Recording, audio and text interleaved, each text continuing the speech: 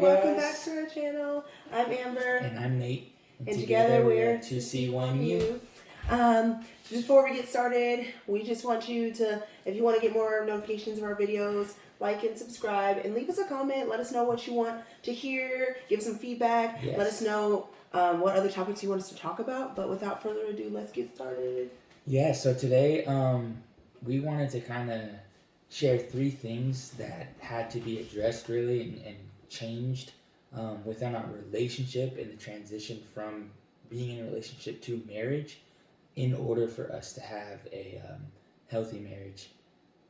Yeah, I think one thing that I realized, just to preface it, is that like just dating is a lot different than marriage, and I think a lot of people don't realize the difference. But hopefully this video will help kind of make the distinction a little bit more clear. But getting right into it, the first thing that we really noticed had to be addressed within each of us was our independence. Independence.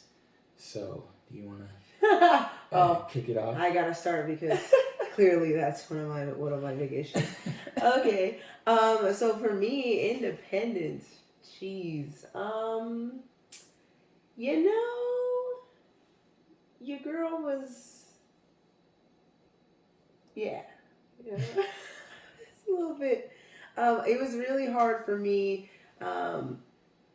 Allowing him to really, I guess, no, like just understanding that we both, like it wasn't just a me anymore, it was a we. I feel like that was something that was extremely difficult to like grasp. You get married and then now it's not just like what Amber wants to do, where I want to go, how I want to do things, how I want to spend my money. It's what we want to do, where we're going, where, you know, like all of those things come together. And for me, it was really hard to get that. I think when you're single and you're just dating and stuff like that, you don't want to see the person you leave. You know, you don't have to like worry about like being at their house and stuff like that. Just dip out. But for us, after like, you know, you go from engagement, you know, from dating to engagement to marriage, then you're automatically have to flip that switch and it's not just you and you can't, there's no way out of it. So for me, it was really difficult for us in the beginning because I like genuinely, I was like refused to accept that it was like that my independence was being stripped from me. But I guess I think I saw it in like a negative way. I didn't really see it in like oh, this is great. It was like why are you saying everything that is mine is yours? Like, dude, I had things when I married you. That doesn't mean that they're ours now. Okay, you know, I was like that. Or like, oh, maybe he would like say something about me spending money or something, and I'm just like, dude, I made this money. Like, this is my money. You know, I like. It was, there's a lot of things that, you know, he was like, yes, everything is yours and mine. And I was like, skirt. So I feel like a lot of that came from, for me, just growing up and just like past relationships. And then just past relationships, especially when it came to maybe like exes that have cheated or stuff like that, that has like alter the way I thought about life and made me not want to share things, maybe not want to be a person that puts out a lot because people are very, you know, if you're hurt, you have like brokenness and you just kind of carry that on to the next relationship. And unfortunately, that's kind of how it was for me and him. So just carrying that on and just being like, you know, having to get through that in a different way and realize it's not for me to gain something by letting go of my independence. I had to like completely like God had to really completely reframe my mind to think of it in a different way, in a beautiful way, in a like we're a union, not that we're against each other and I have to like put my guard up and stuff like that. So I feel like that was something huge for me. Yeah.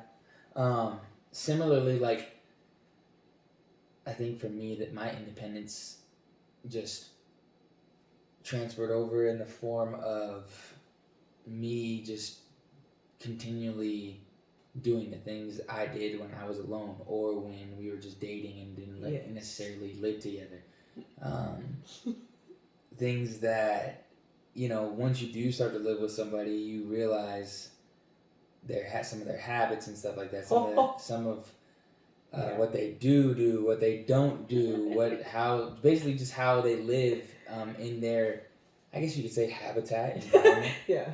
So, you know, there was definitely things I had to, being now married, address. I had to, you know, stop only focusing on things I want to do, like watching TV or laying down and being lethargic and just coming home from work and chilling for the rest of the night, you know, because believe it or not, when you get married, like, you know, there's a whole other person who, first of all, in life, you know, we have obligations, we have things we have to do. So when you're married, you definitely have to make sure you take the time and use the time that you have with each other, you know, effectively and treat it like precious, because every waking moment with each other is a blessing, and we really need to. That's something I had to realize was needed to be cherished.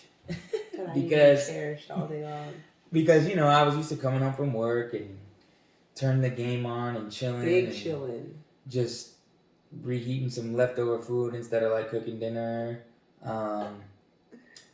You know, just basic things. Like I lived with my parents until I was, you know, up until like a couple years ago. So I was used to mom making dinner and stuff like that still. You know, real grown up stuff. You know what I'm saying? But no, yeah, I think that was the form, similar but different, of independence for me that needed to be changed and needed to be addressed. And but the thing is too is like I don't want there to be a misconception of like that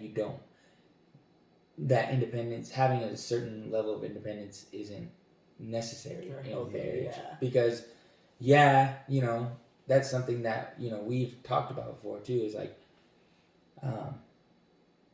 just because we are married and things ours instead of just hers or just mine, like what I have is not just mine and what she has is not just his, but at the same time we are both one person, and there is times when we need to be alone, and there's times when we need to do things that for ourselves alone, and there's also times when we need to like spend time with God alone. Like, yes, He's put us together in this union to do all the works He's planned for us to do, and be in that ministry together as one, but individually that form of independence is definitely necessary. So these changes we're talking about are not to say that you can't have independence when you're married, and that's just coming from us who have kind of learned it in the first 8-9 months of marriage. I think that we definitely did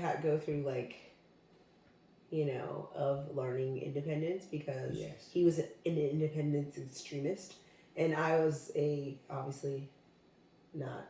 I was like a anti-independence extremist, right?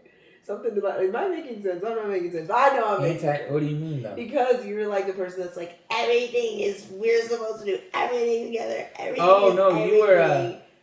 You were an independence extremist. I was an anti-independence extremist. But it's funny though, because like I was also, there's certain aspects in which that I just overlooked, was too blind and arrogant to see that I was being independent in as well.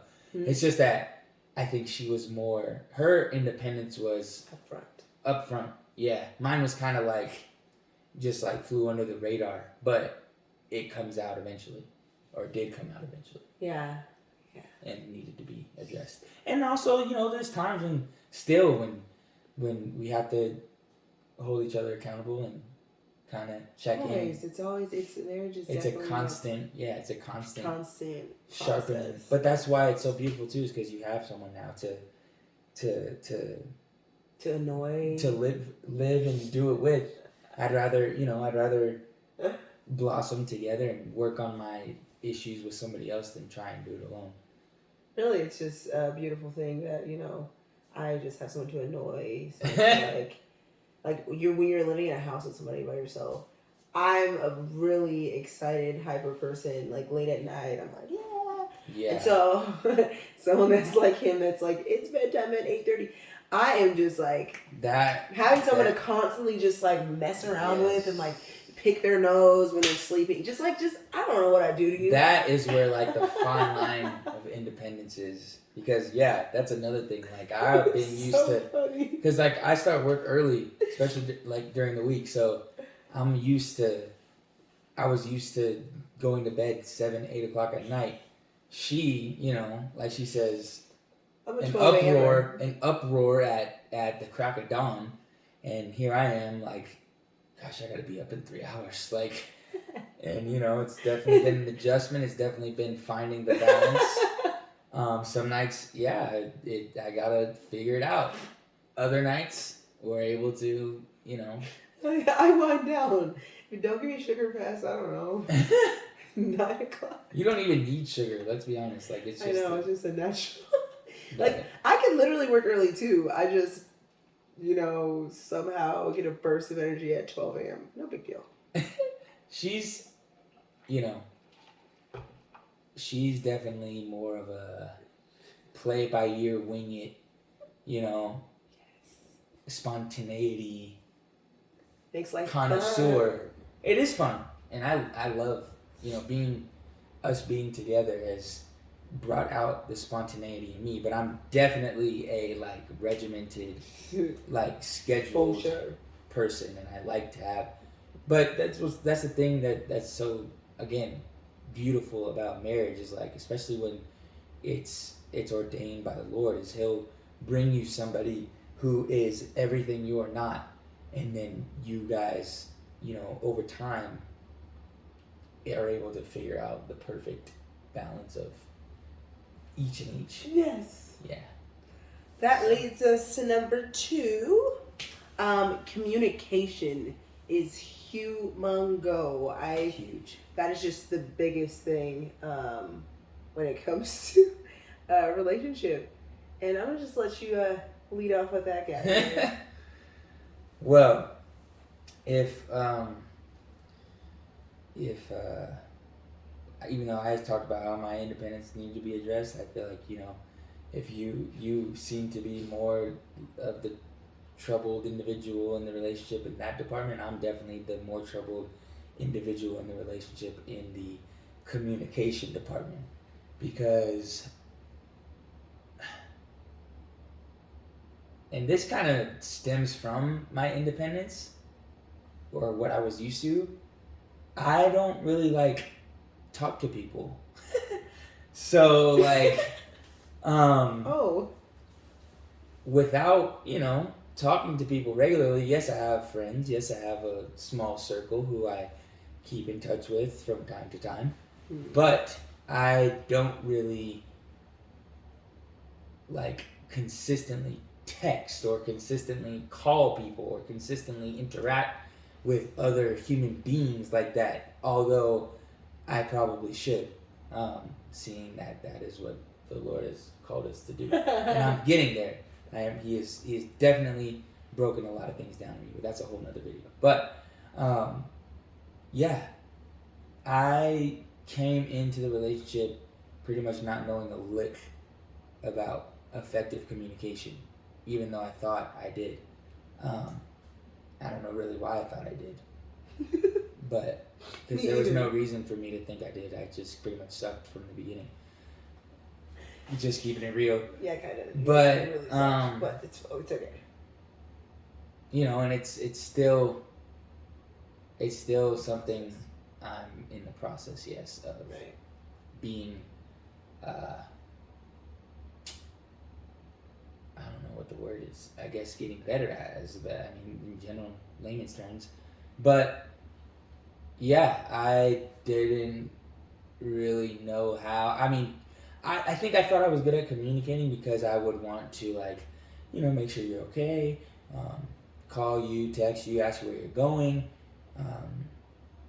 things like that, like basic things, like almost like a. And it was almost like a Like a parent? yeah, like a parental thing, which is definitely, you know, judging by the way she reacted a lot of the time, not good. Very not good. Because it's like micromanaging and like always wanting to keep tabs on, you know, kind of just stalkerish and weird. Especially when you're only dating. But that's why I thought I was good at communicating, because I wasn't, as far as like deep conversations, as far as like social cues, wanting to talk about feelings and all the stuff that is actually like the meat of communication. I was not comprehensive in whatsoever, and that really needed to, and continually needs to, you know, be maintained and be addressed if I am falling back on it at times. Because like she said, communication is something in a marriage that is like so vital and so crucial. Just so you guys are like always on the same page. Like and communication means when it's good, when it's bad, when it's, you know, when you're at the top of the world or the bottom of the valley. Like, that's why you take your vows. That's why you say yes for better or for worse. That's why you make these promises when you get married, is because, you know, it's not all sunshine and rainbows every single day. And like I said, being together only 9 short months of actual marriage, and it's so evident that, you know, it's a fight, because the enemy is constantly there to try and devour and divide and cause chaos and wreak havoc and separate what God has put together, so that, you know, at the end of the day, his work can't be done, and we don't achieve what we were put together to achieve. Because yes, we were put together to love on one another and enjoy each other and have fun and have a great life together, but also and just as significantly, if not more, to go out together and minister and spread the good news and do all the things he has called us to do together. Communication is a vital aspect of that. I feel like deeper when it comes to communication, Nate didn't really address a whole lot in detail of communication on his end, but I'm not sure. I mean, a lot of people say like, oh, guys don't really like to talk about things and this and that. I wouldn't say he was horrible when it comes to like expressing his feelings emotionally. I would definitely say that you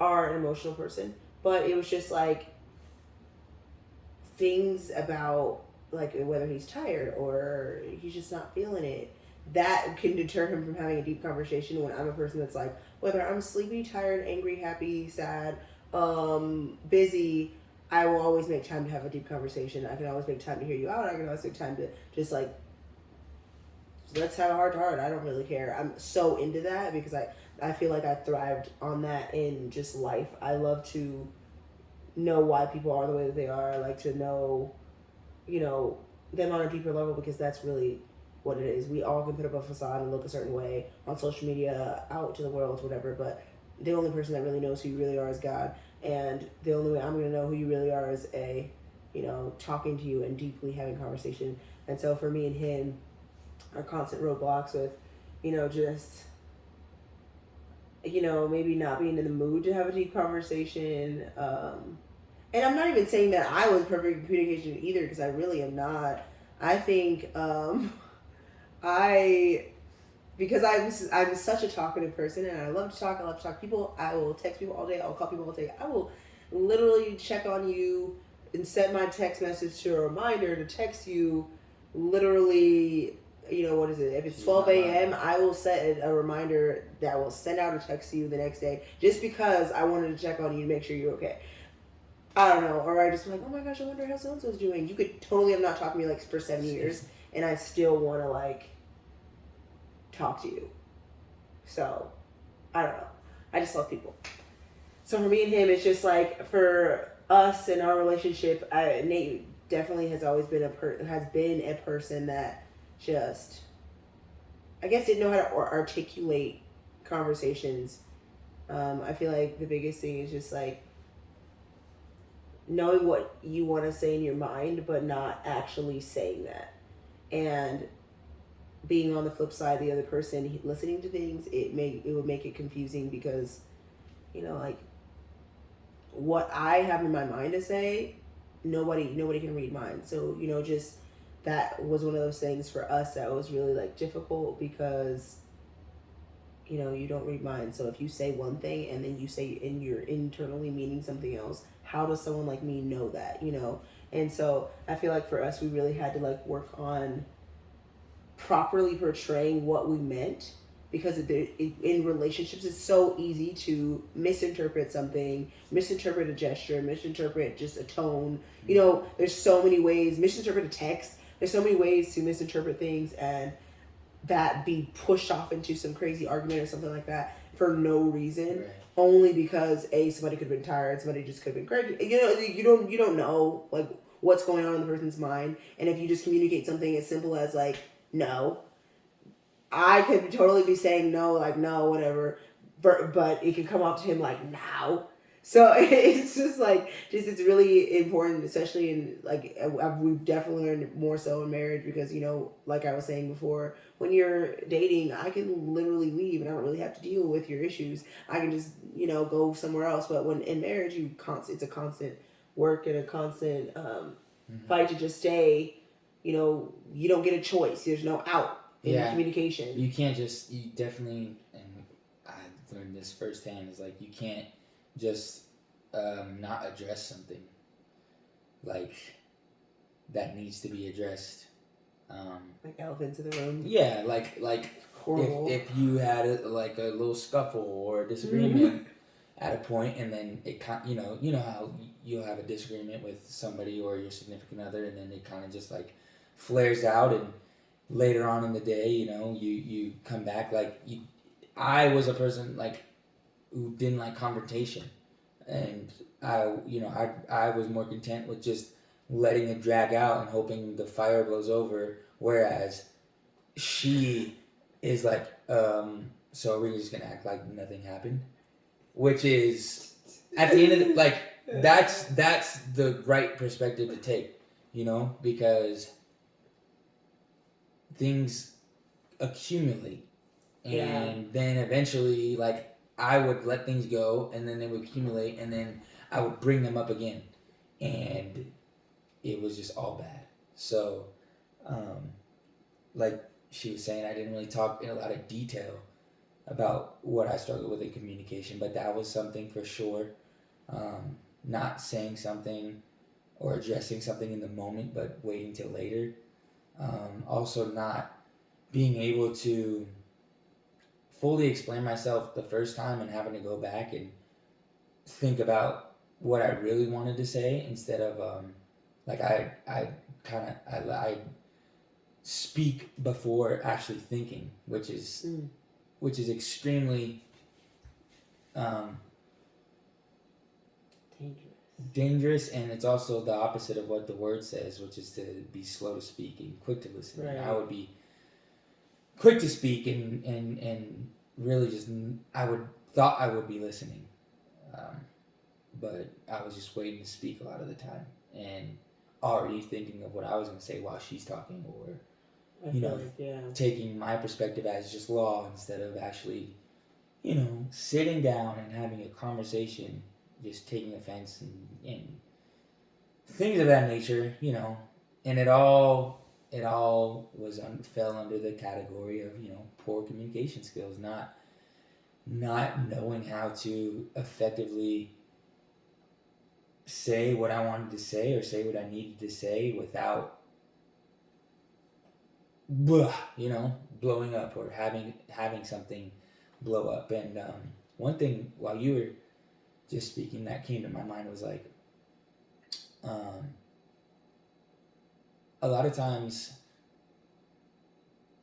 many times, most of the time, even I wouldn't be afraid to say is that when a marriage, the two individuals come from different backgrounds, cultures, different families. I would say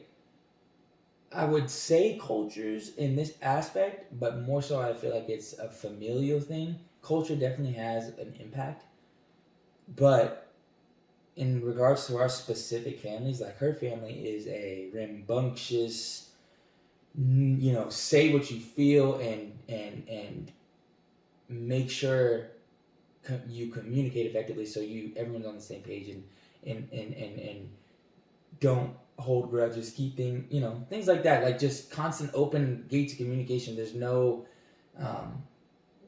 nothing that can't be said, and if people do say something that offends or whatever, it's addressed and talked about and you move on, which is something I appreciate coming in, being married into that. With my family, how can I put this? Quiet. We hardly said a word past hello, how was your day when I'd get home from work, or school when I was going to school when I was in high school and stuff. Like and don't get me wrong, I love my family to death. Like I am very sweet. I am so grateful for everything my parents have done for me. I love my brother to death. But we just didn't. I don't know. We just in my household, communication and family conversations and like things like family dinners and family outings and stuff like that were like once in a blue moon. Mm-hmm. We'd go bowling maybe every 3 months, or we'd have dinner at the table, but it was nothing beyond. Oh, thanks, Mom. Finish your food. Go wash your dinner, or go wash your plate, and then sit down and go back to what you were doing before. It was, and if we did have conversations, a lot of the time it would be about like what was on TV, or like a life, I don't know, finances or something like that. Like a life, not like a life topic, I would say. But not anything deeper than like a surface level life thing. Like, okay, take care of your money, take care of this, do this. Like, if that makes sense. There was no real like emotional connection. I mean, there was, but not to the extent that I feel your family had. I definitely still do think that cultures still do play a role in it. They do. They do. Only because there's definitely differences in families, but I mean, and if you're Black, or Hebrew, whatever you want to call yourself, that is a person of color, has anything to say, I feel like generally a lot of Black people are very outgoing, and when I'm like, if I go to the store and when I see someone Black, everyone's like, hey sister, hey brother, like where everybody's very outwardly kind and outgoing, and we're louder, we're more lively. If you ever went anywhere with a group of Black people, I feel like we definitely are a lot more outgoing. But that being said, the way we speak can come off very like harsh at times and just very not great. And so I would say like our communication can be good, but it's like it has to be scaled back and trained and under the confines of like how God would want us to say things and certain things, because we definitely came across that. I feel like that was a communication block, because there's times when me being loud and just passionate about a conversation could be taken by him as me being angry or upset, or me saying something that I feel is just a normal everyday whatever. He would take it as, why are you like getting so angry, or why are you like that, or why are you acting this way? I don't understand. So there's definitely like those two different sides of the spectrum, understanding of things that really did put a tamper on like our communication, because I didn't understand why he would take things a certain way, and then he didn't understand why I would say certain things. He's a very soft spoken, gentle, more like a calm person, and I'm more of a in your face type of person, but not even always meaning to be in a disrespectful way. Just a really, let's get to the point. Let's talk. Let's do this. Let's do that. All of that. And so, I feel like not just familial, and just culturally, and the differences. Right. And the only reason I didn't emphasize culture as much is because there's definitely like your white families that are outgoing and stuff like that. But in general, she's absolutely right. Like, in Black culture, I feel like it is more common to be outgoing and to be outspoken, and like you said, just seeing people in public is like, hey, what's going on? How you doing? Right. Things like that. It's Sounds like we all know each other. Yeah, it's a family. It's one big happy family, which is like I said, there's families that have that in the white culture, but I feel like it's more prevalent in Black culture, I would say. I've had to learn that too, though. So I didn't automatically know that, but I would just be like, why are people calling me sister? Like in the store, like when I was younger, I was just like, why do people they're happy to see me at the store? Oh, okay. And then over time, I was like, oh my gosh, that is so lovely, though.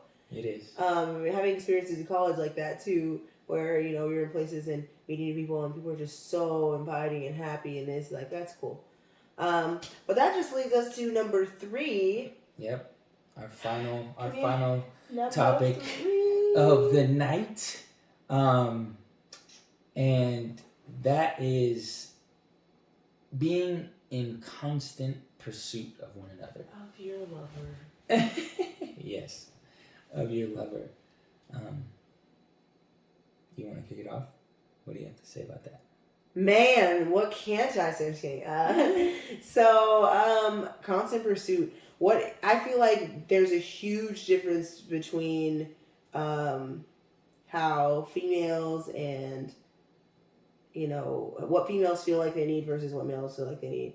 So I feel like constant pursuit for a female, in my perspective, looks like how you was chasing me when we was dating. How you was trying to how you was trying to get me is the same way I want you to continuously do that in marriage. And so I feel like, we see a lot of movies and stuff like that about how, relationships kind of fade out because people just get used to someone.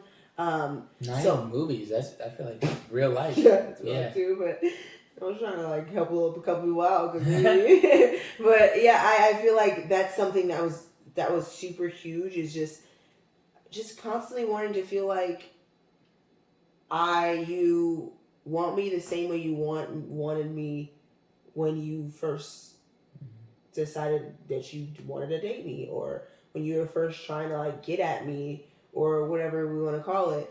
I want to feel like that all the time. Like you going out of your way to buy me cute little gifts, or speak my love language, because I feel like there's a piece of love language in every all the 5. I probably have a little piece of all the 5. We probably all do. It's probably right. Just the order of the order of the 5. Yeah. But yeah, it's just constantly doing that, constantly showing me that you love me, constantly, feeling like I'm the only queen in the world that you can never get enough of. That is what I would like all the time. Mm-hmm. And vice versa. I feel like I'm a very I love to give compliments, and I love to just tell someone how great they are. I could literally tell him he's handsome 50 million times a day, and that probably gets old for some people. But for me, I could just look at him and just be like, wow. Yeah. You're just a great person. That's such a really good thing to hit on, though, in regards to this topic, is love languages. Because I think if you are aware of each other's love language, and I feel like it doesn't necessarily even have to be in the 5 that everyone knows and refers to, but knowing them would definitely help. Myself, words of affirmation, and she is acts of service. So she's talking about how like she constantly telling me, you know, you're handsome and you're this and you're that, and that to me makes me feel loved and makes me feel like she is in part constantly pursuing me along with everything else she does for me and to me and with me. But also then on my side, like making sure that I'm also someone, and it's another testament to how the Lord put us together and for a reason. I'm also someone who likes to make her happy, just in general, like to sometimes to the detriment of myself, which is not good. Not good. You know, but yeah. I love to see her happy. I love to see her smile. I love to do things for her so that she doesn't have to. And speak to me. But that, and like I said, that knowing the love languages helped with that, because it reinforced each of our natural instincts to do those things for one another, which really, really helps. Now, that's not to say that there was definitely like an adjustment period for myself, because like she said in the beginning, and like in a lot of relationships, especially for a man,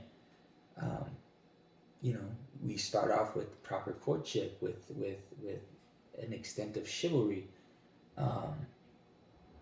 or maybe not, but it can be trained. Yeah, I've done it. Yeah, I had to be trained a little bit, but no, it starts off, you know, you, and I'm speaking from a male perspective, is you see this woman and she's gorgeous and beautiful and you're attracted to her on a surface level, and then you want to get to know her and you find out that she is awesome and has a wonderful personality and she's loving and caring and sweet and unselfish and all these great things that you look for in somebody.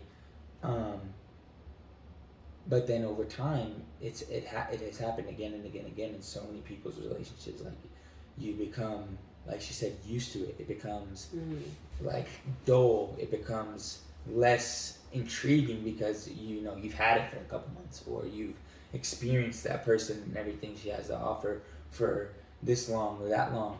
And that's why you find a lot of people who, and it happened to us, who break up, you know, I won't say luckily, I'll say, you know, blissfully enough. Such a breakup. No. To break up. No. We were able to make amends and get back together only after a short period of time, because I realized how dumb I was. But sometimes it doesn't work that way, you know, and it's unfortunate, especially if the two people were really meant to be together. You know, you somebody gets too complacent and too numb, and the pursuit is ending and has ended, and then it ends, and before you realize it, you made a mistake, but it's too late because they're with another person, or they are not interested anymore, or whatever the case may be, you know. And that's definitely for us, though. I mean, our breakup was before marriage. So, in marriage, I feel like for our biggest struggle when it comes to the constant pursuit, you know, really realizing, you know, when you first get married or you're just first with somebody, you see like how much of a prize they are to you, like you care so much about them, and you're just so excited to, you know, do anything with them, like we've said, you know, the honeymoon phase, but then past that, you're still into them. And it's the fact of, for us, our biggest struggle is, as like he was saying, as a man, I'm not sure if a lot of men do this, but you just get used to, actually, no. Oh, I don't know. I'm not going to say I'm not sure that a lot of men do that. In my experience, yes, and to an extent, the guys do this, but I can't speak for every guy, you know. Maybe you're that lucky person, that gem that's like always pursuing your girl, and kudos to you. Do that. Don't ever stop doing that. For us, there was times where it would just be like the same, you know, like the same, like,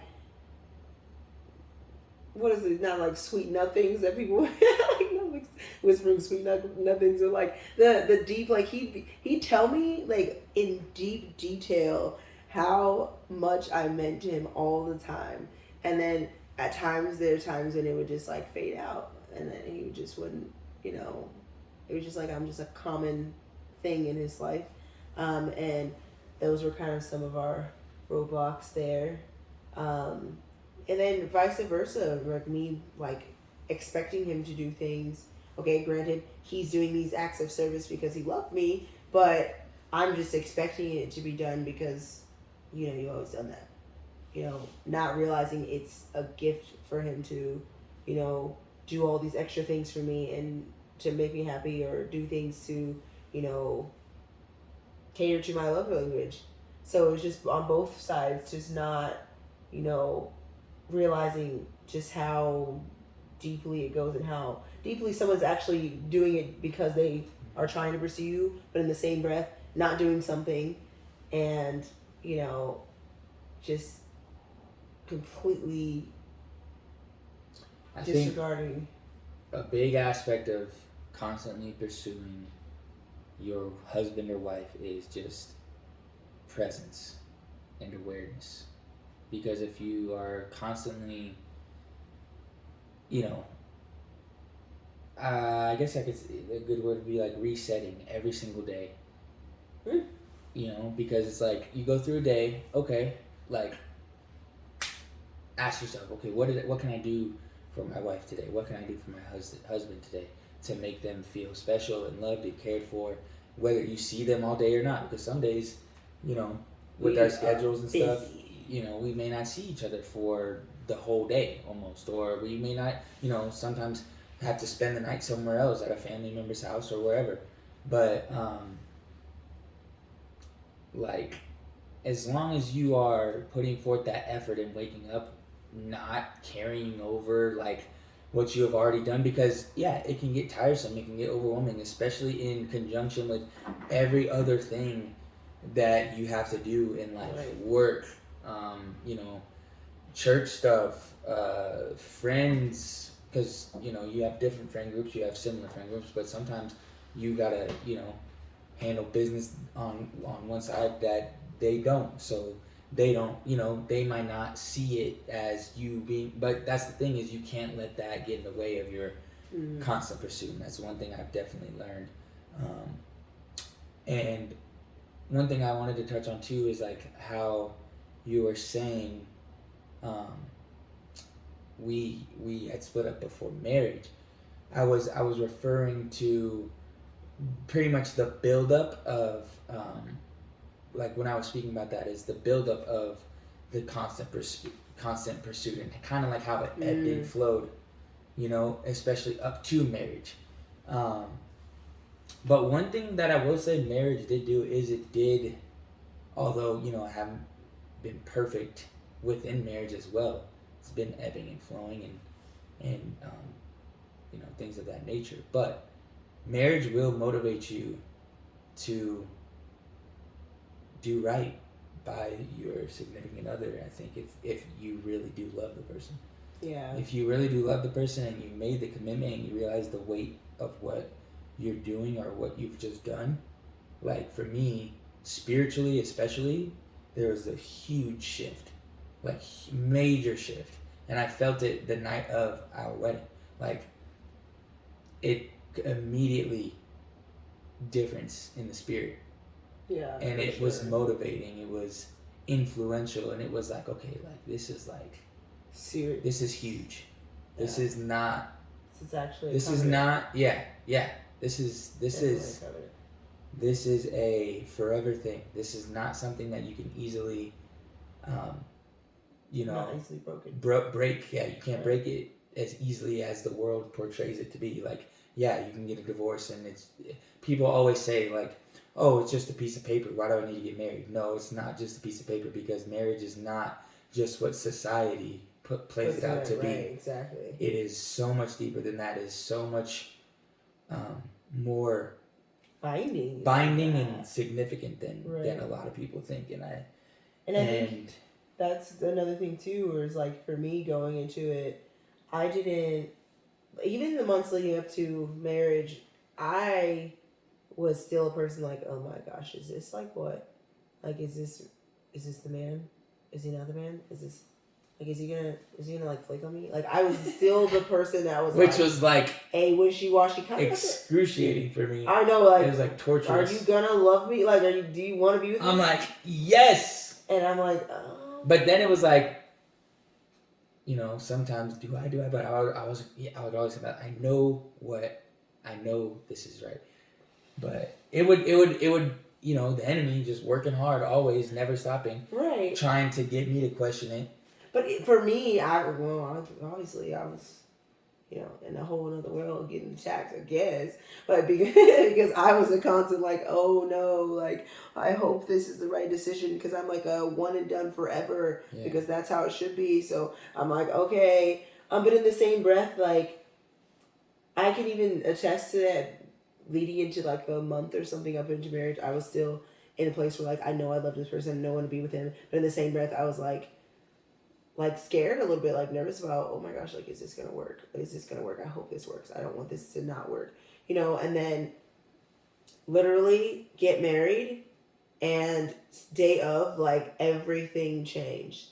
I was like, oh my goodness, like I definitely felt the shift, like you said, spiritually, like. It was like I have a crazy, like, we're like a magnet, like attachment to where like now all of a sudden my love for you has changed. My thought process about who you are to me has changed. Everything. And I didn't really even realize that was something. Yeah. It almost was like, it got me to a point where I wish that I didn't dabble in all the things I dabbled in before, because that experience of understanding what God really created marriage to be and the feeling of the change that nobody ever talks about, which is something that we'll probably go into depth with another video about, but nobody ever really talks about that change and what it actually feels like. And then realizing it ourselves, I was just like, oh my goodness. It was almost like my heart suddenly was like, I love this person so much that I don't even, like, I'm willing to do everything and fight for this person no matter what. Like, in an instant. And I can tell you I was not thinking the same way, like, 48 hours before, and that's just straight, blunt, and honest. I really wasn't thinking that deep. Like, I know I love you. I know I will obviously fight for you, but I wasn't so deeply like, oh my gosh, like I just see you in a whole new light kind of thing. And it definitely changed that for us. But that is, it was a big difference, cool. Major game changer. But like I said, it motivated me. And I'd like to thank her as well to just be in that constant pursuit. And I would say out of all three of these topics, constant pursuit is probably number one, because within constant pursuit is effective communication and giving up, independence to, I would say giving up toxic independence, because like I said, you need a level of independence. But constant pursuit is huge. You gotta, you have to be unselfish. You have to be put the other person first, and then that, without even expecting anything in return either. Yeah, and also not just without expecting anything in return, but also maintaining it through whatever life throws at you. Goodness, whatever changes occur, how annoyed you are, how pissed off. However your day was. If you have a child, like if you have to like take someone in that you don't hubby or wifey don't like, that just because it's the right thing to do, or there's so many things that people go through. So basically what we're saying is that no matter what, you have to prioritize each other, because right after God comes you for me. Wow, that's so cute, boo thing. So that concludes our video for today. If you have any comments, please let us know. Write something. Tell me something. Give us feedback, please. Tell me what you think that are 3 things that, if you're married, that you needed to overcome in marriage that really helped you. Really. And we'd love to hear it. Give us topics or anything that you think we should talk about in this new pursuit. And like always, subscribe, and we'll see you next time. We just are excited. Yep. We thank you guys for watching. And Lord, we thank you too for helping us to see one you. See you guys later. Bye.